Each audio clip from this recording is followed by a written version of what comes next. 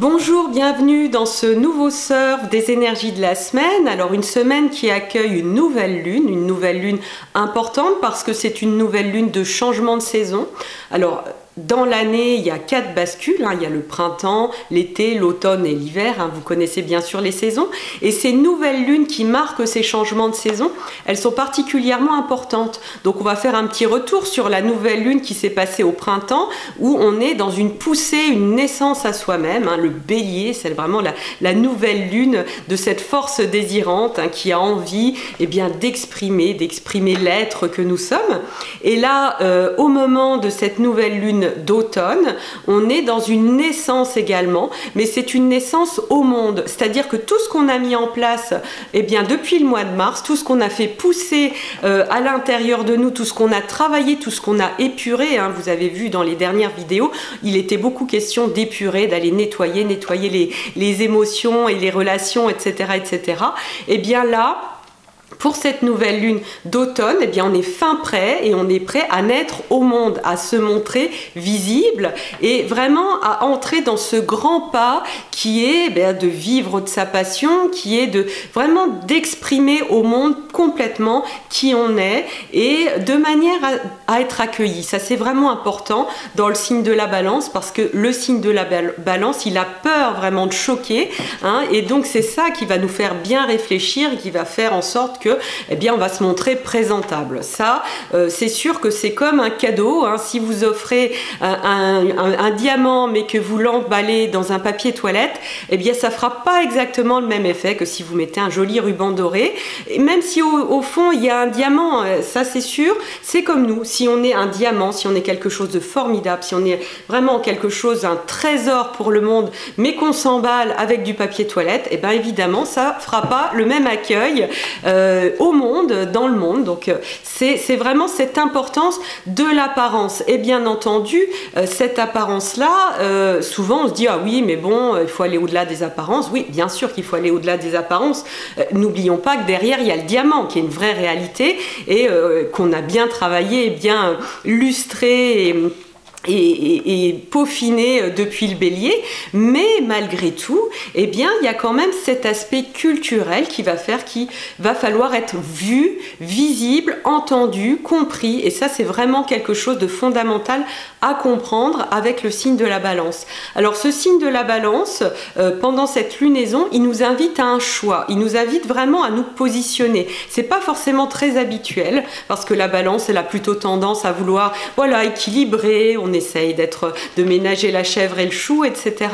Là, on est sur une lunaison balance qui est quand même beaucoup plus tranchée, qui est beaucoup plus harmonisée avec son signe opposé qui est le bélier, c'est-à-dire on choisit et on commence à dire ok, là maintenant il ne s'agit plus de tergiverser, il ne s'agit plus de se dire bon je sais pas s'il faut que je laisse tomber ce truc là, ça peut être sur n'importe quoi, une activité, un couple, un projet, j'en sais rien, une association, ça peut être vraiment porté sur plein de choses concrètes, mais voilà, il peut arriver qu'on soit dans des positions où on est sans arrêt entre deux chaises et ça c'est épuisant parce qu'au bout d'un moment on n'arrive pas à naître au monde, on n'arrive pas à se positionner pleinement et du coup à être efficace et avancer et à faire de véritables étapes dans nos vies.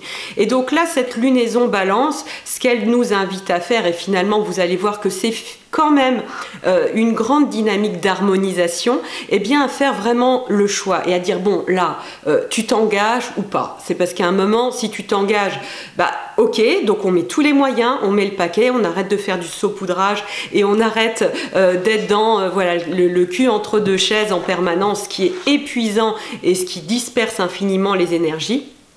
Ou alors, on laisse tomber, on accepte que cette situation, c'est plus ça, on doit passer à autre chose et à ce moment-là, c'est pareil.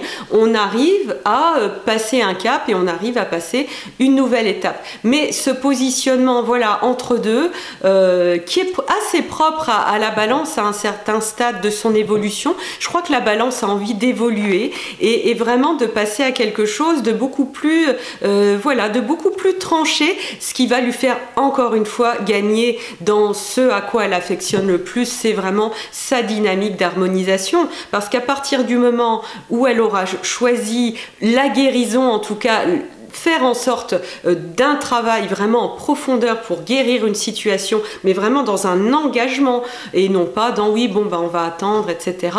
Eh bien, elle va mettre du bélier à l'intérieur d'elle et du coup, elle va gagner vraiment une harmonisation, elle va gagner de la paix dans sa vie et voilà, une harmonisation vraiment globale.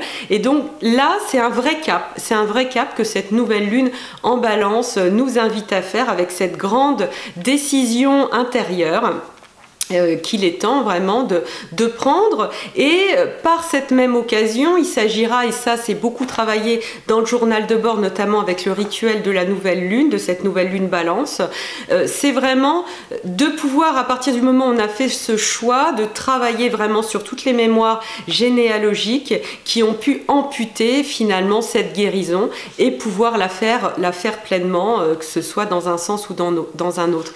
Donc voilà, c'est vraiment une nouvelle lune vraiment très intéressante, hein, vraiment très proactive, qui nous amène à dégager complètement nos rayons et à nous réorienter dans nos vies, hein, dans ce qu'on veut vraiment pour installer encore plus de paix et d'harmonie. Dans cette dynamique, on a quand même Mercure qui va entrer en Scorpion le 10 octobre. Donc là encore, ça va nous permettre, après cette décision prise, c'est comme si le 9, on prend la décision, le 10, eh bien, on se dit, ok, là, je vais vraiment comprendre en profondeur les dynamiques, aller vraiment au cœur de qu'est-ce que c'est cette magie, bon sang, qu'est-ce que c'est que, voilà, aller au cœur du noyau de l'enfer, hein, entre guillemets, parce que le Scorpion, c'est ça, hein, c'est les royaumes d'Hadès qu'on va aller explorer, mais dans lesquels on va trouver des trésors, parce que, bien entendu, elles se trouvent où les pierres précieuses, il se trouve où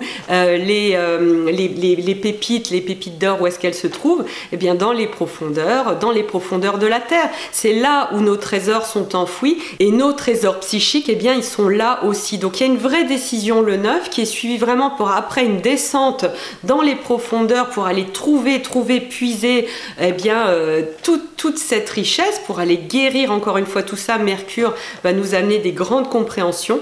Et puis le 11 octobre, deuxième carré entre Vénus et Mars. Donc Mars et Vénus qui sont vraiment les deux planètes du bélier et de la balance, hein, dont on vient de parler. Vénus qui rétrograde actuellement en Scorpion et qui revisite toutes nos dynamiques internes, toute notre valeur, tout notre sens de l'abondance. On va aller chercher vraiment très en profondeur comment on va pouvoir faire émerger toute cette richesse, toute cette capacité séductrice finalement qui se trouve dans la symbolique de Vénus. Et la séduction, c'est multiple, hein. La séduction, c'est pas uniquement Jessica Rabbit, hein. Il y a plein de choses qui peuvent vraiment faire référence à ces dynamiques de séduction qui font qu'on va être attirant en amitié, attirant pour des associations, attirant pour signer des contrats, attirant dans plein de domaines et qui font que les gens ont envie de traiter avec nous, ont envie d'être en lien avec nous et qu'on y prend un grand plaisir. Donc voilà, ça c'est vraiment travaillé le 11 octobre. On a un carré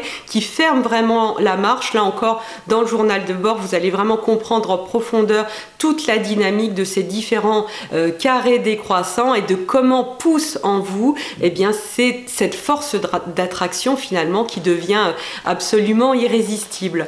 Donc voilà pour la dynamique de cette semaine, une dynamique qui nous fait vraiment prendre un pied de plus dans notre évolution, dans le concret, dans notre vie sociale.